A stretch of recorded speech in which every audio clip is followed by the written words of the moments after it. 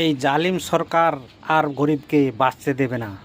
যেভাবে শুরু করেছে এই জালিম সরকার গরিবকে বাঁচতে দেবে না। এত প্রবলেম, এত প্রবলেম, এত প্রবলেম, সরকার একদম শেষ করে দেবে, আমাদের বাঁচতেই দেবে না।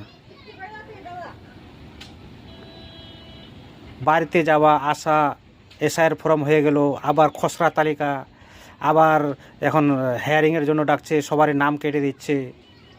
এত কি সহ্য হয়? এই গরিব মানুষকে বাড়িতে যাওয়া আসা কত টাকা খরচ। আজকে ফ্লাইটের টিকিট কাটতে গেলাম, 8,000 টাকার নিচেই ফ্লাইটের টিকিট নাই। ট্রেনের টিকিট কাটতে গিয়েছি, 2 দিন থেকে ঘুরছি, টিকিট নাই, টিকিটই হচ্ছে না। সব দিক দিয়ে সরকার গরিবকে মারছে, লুটছে সব কিছু।